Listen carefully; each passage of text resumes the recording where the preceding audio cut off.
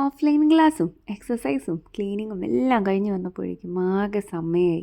നല്ല മടിയായി. ചോറെങ്ങാനുണ്ടാക്കിയ കിച്ചണിൽ തന്നെ കുറേ നേരം നിൽക്കേണ്ടി വരും. അതുകൊണ്ട് ഇന്നത്തെ ഭക്ഷണം സിമ്പിൾ ഒരു നെച്ചോറും ഒരു ചിക്കൻ റോസ്റ്റും. ഇഞ്ചി, വെളുത്തുള്ളി, പച്ചമുളക്, പുതിനയില ഒന്ന് ക്രഷ് ചെയ്തത് ചേർക്കുക.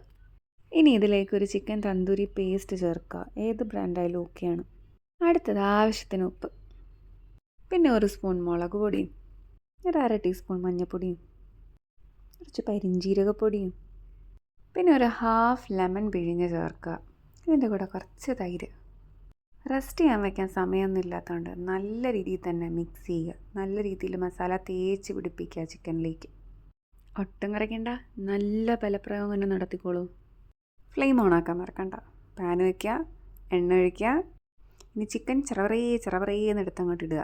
എല്ലാ ചിക്കനെയും അങ്ങോട്ട് അഡ്ജസ്റ്റ് ചെയ്ത് ഞെരുക്കി അങ്ങോട്ട് വയ്ക്കുക.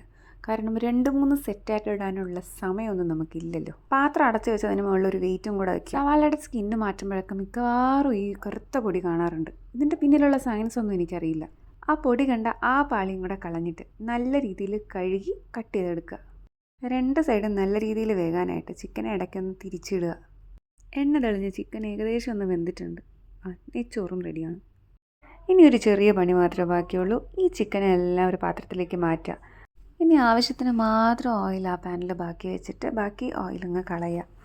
എന്നിട്ട് സവാള ഇട്ട് ആവശ്യത്തിന് ഉപ്പ് ഇട്ട് നല്ല രീതിയിലൊന്ന് വഴറ്റാം.